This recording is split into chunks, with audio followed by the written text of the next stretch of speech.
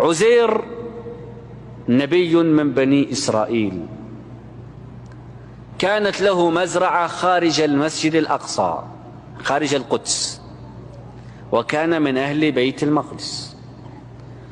وكان عزير يكره مجالس اليهود لما فيها من الكذب والغيبة والفسوق والفجور، وأكثر وقت في مزرعته. وإذا جاء يحمل معه من مزرعته عنبا ويأتي إلى بيته. وذات يوم ذات مرة ظهر الطاعون في بلدته في بيت المقدس، وأخذ ينتشر في الناس ويموتون، فاجتمع أهل القرية وقرروا الهروب من القرية خوفا من الطاعون،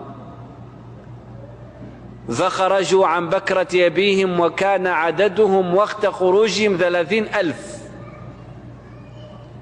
ألم تر إلى الذين خرجوا من ديارهم وهم ألوف حذر الموت. فلما خرجوا خارج بيت المقدس قال الله لهم موتوا. خرجتم خايفين من الموت؟ يلا موتوا جميعا. ألم تر إلى الذين خرجوا من ديارهم وهم ألوف حذر الموت فقال لهم الله موتوا. باقي أحد منهم ما مات؟ طبعا جميعا ماتوا. فبينما هم في موتتهم تلك ليست فيهم عين تطرف إذ أقبل عزير على حماره وبيده عنب وبيده الأخرى ماء عذب قد جاء به من مزرعته، فإذا بالناس قد ماتت. أو كالذي مر على قرية وهي خاوية على عروشها قال أنى يحيي هذه الله بعد موتها. هذا فلان وهذا فلان وهذا بني فلان كلهم ماتوا، أنى يحيي هذه الله بعد موتها. فجاء أمر الله إلى عزير أن يموت هو وحماره. قال أنى يحيي هذه الله بعد موتها فأماته الله. مات هو ومات حماره.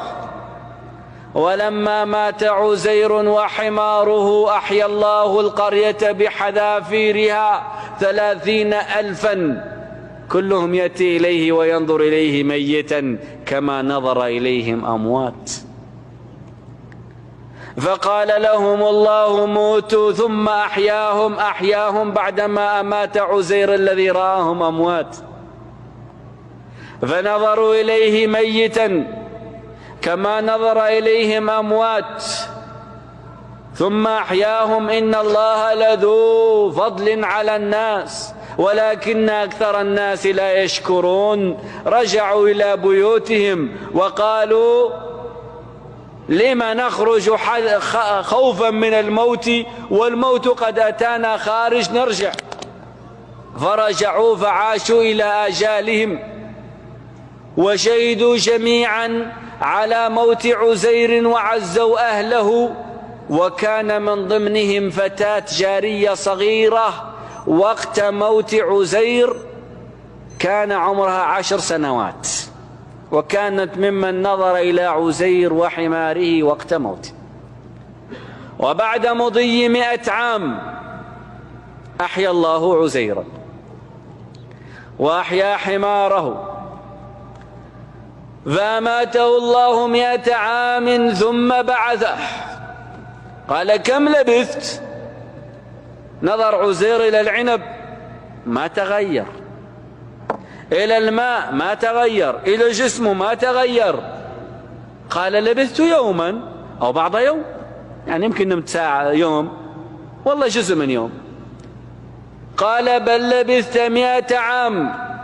فانظر إلى طعامك العنب وشرابك لم يتغير، لكن شوف الجهة الثانية، انظر إلى حمارك الحمار أصبح عظاما نخرة يابسة. 100 سنة على حمار، ايش تتوقع يصير شكل عظامه؟ وانظر إلى حمارك. طيب ماذا سيرى من الحمار غير العظام؟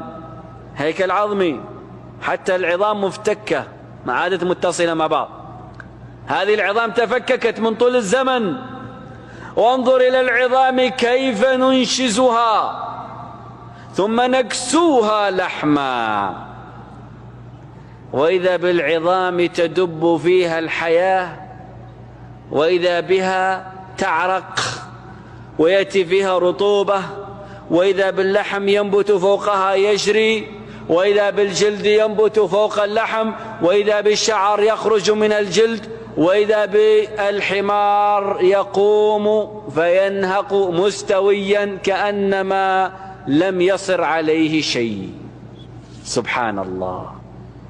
وانظر إلى العظام كيف ننشزها ثم نكسوها لحما، فلما تبين له قال أعلم أن الله على كل شيء قدير.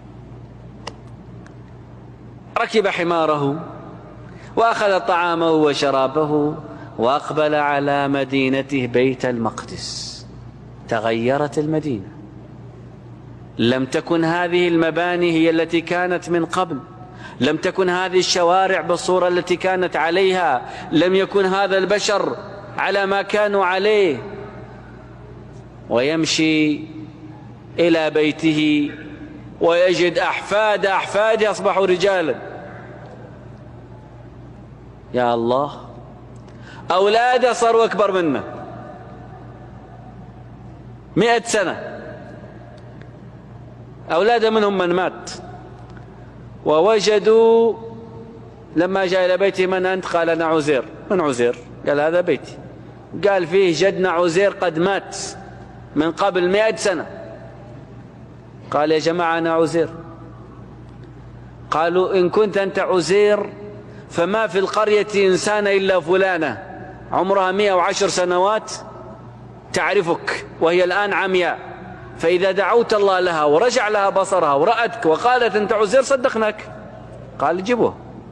فجابوا 110 سنوات تعكز على عكاز. فدعا الله فرد الله إليها بصرها، فلما رأته قالت عزير. قالت اليهود نشهد أنك ابن الله. شو المجرمين. وقالت اليهود عزير ابن الله، فلم يجدوا شيء يكرمه به إلا أن جعلوا شريك لله سبحانه. عليهم من الله ما يستحقون. طبعا آمن به من آمن، وعاش عزير عمره بعد ذلك ومات على